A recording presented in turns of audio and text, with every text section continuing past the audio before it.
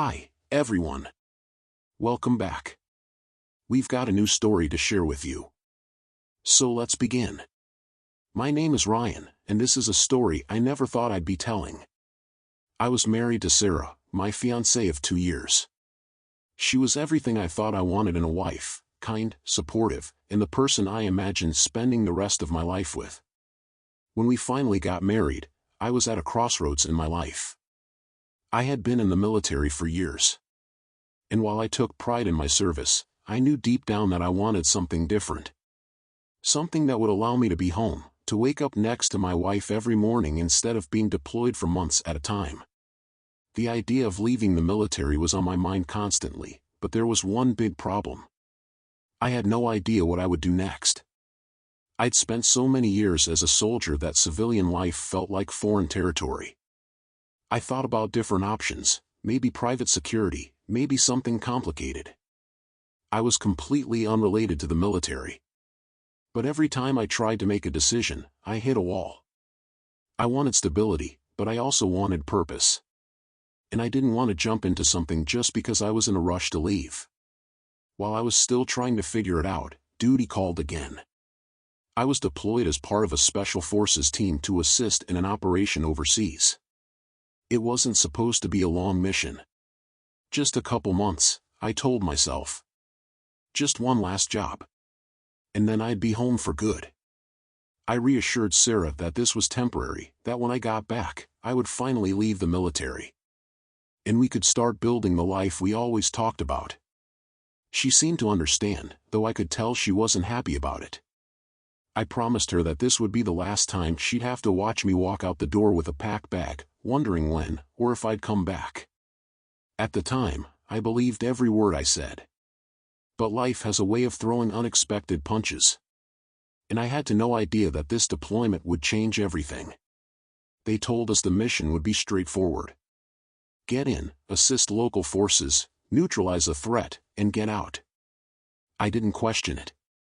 After all, I'd done enough of these to know that straightforward in the military usually meant anything can happen. Everything happened fast.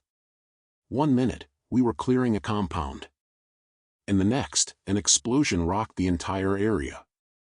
I didn't even see what hit me. My body crashed against something hard.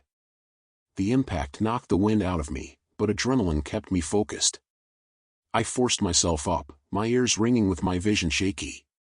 The fight wasn't over, so I pushed forward, ignoring everything else. At first, I thought I was fine. Just rattled. I could breathe, I could move, and that was enough. But as the hours passed, something fell off. Every breath came with a sharp, stabbing sensation, like my ribs were lined with broken glass. I told myself it was nothing serious. But when even simple movements like turning, bending, and even laughing sent pain shooting through my chest, I knew I was in trouble. We didn't have access to proper medical facilities, just field medics, with limited supplies. I was handed some painkillers, told the rest when I could, and that was it. So I kept moving, kept pushing like everything was fine.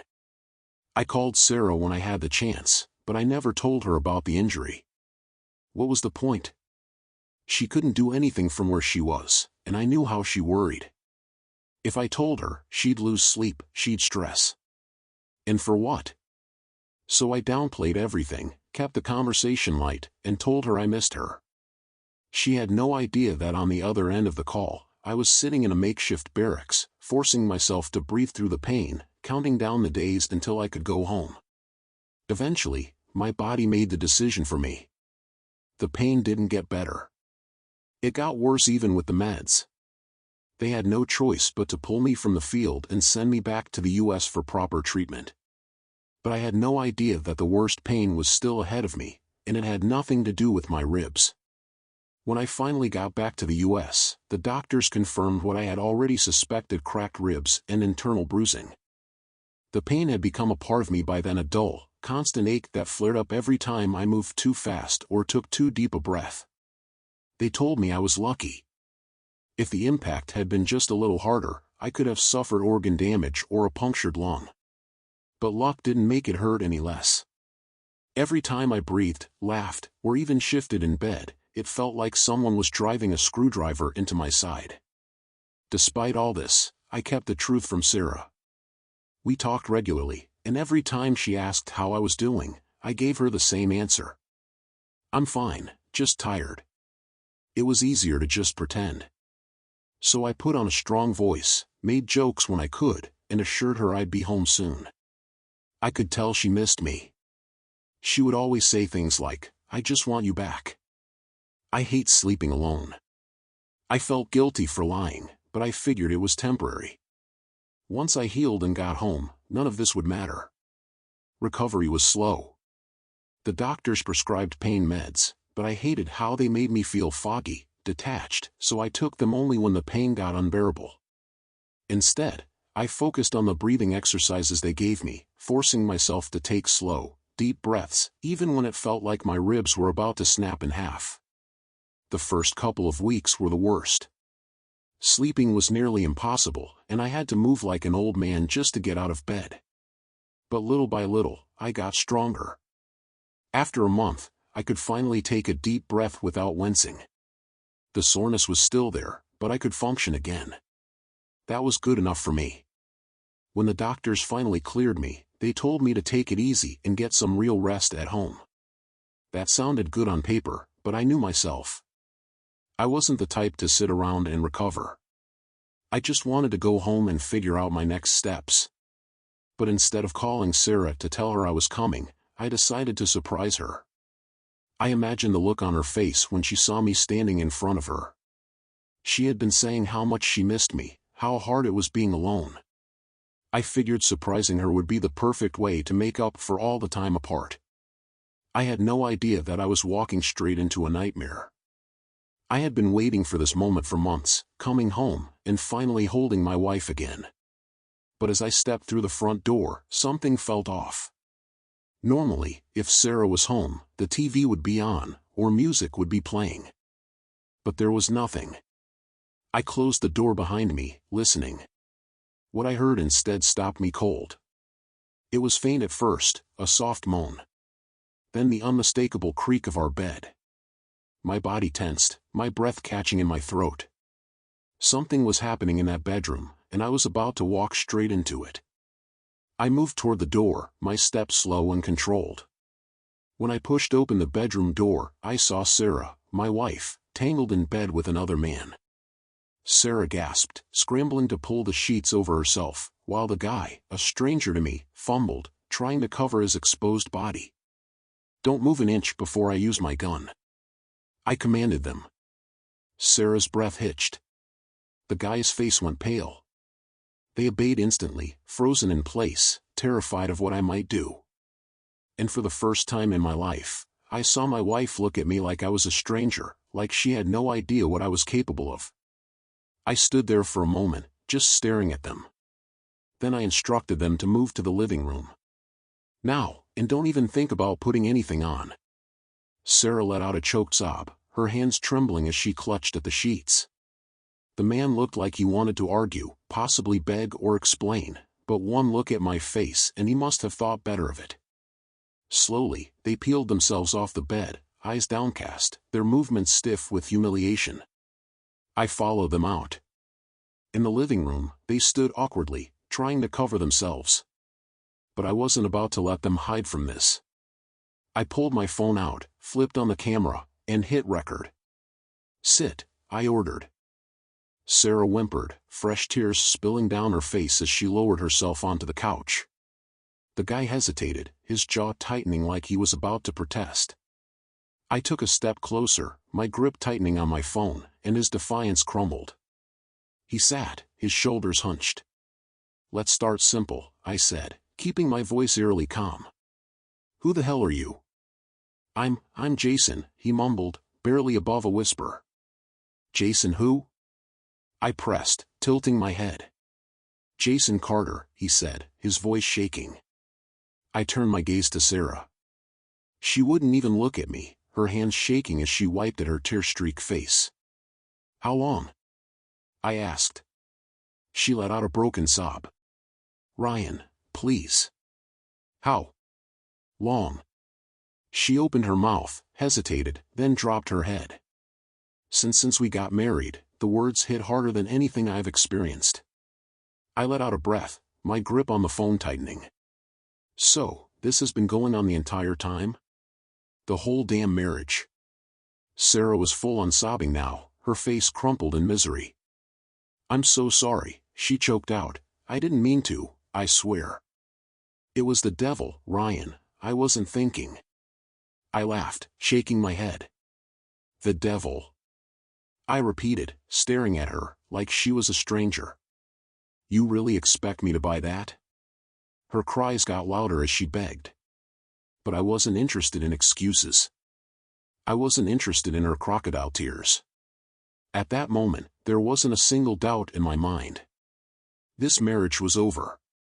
There was no coming back from this. I wasn't interested in anything she had to say.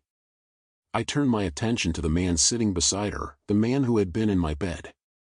My voice came out cold and firm. Get out. He hesitated, probably hoping I would calm down or let him gather what little dignity he had left. But I wasn't in the mood for patience. My tone sharpened. I said get out. Now, he scrambled to his feet, reaching down to grab his clothes from the floor. But before he could lift them, I stepped forward and barked. No. Walk out as you are. Sarah gasped. Ryan, please, just let him put something on. Her voice was desperate, shaking. But I didn't even glance at her. She had lost the right to ask anything of me. I kept my eyes locked on him. I don't want to repeat myself. He knew he had no choice. He could tell I wasn't bluffing. For a second, he looked at Sarah like she might save him. But she was just as powerless as he was now. Without another word, he moved. I followed him, keeping my phone steady as I recorded, making sure I captured every second of his walk of shame. He stepped outside and hesitated again, but I made a small gesture with my hand, silently telling him to keep going. He took off, breaking into a jog, then a full sprint. The sound of his bare feet slapping against the pavement, and I kept filming, tracking him as he disappeared down the road. Let them all see. He deserved every ounce of embarrassment that came with this. I lowered my phone and exhaled, but I didn't feel relief. There was still unfinished business inside. I turned and walked back into the house, ready to deal with the woman who had shattered everything we had. I walked back inside.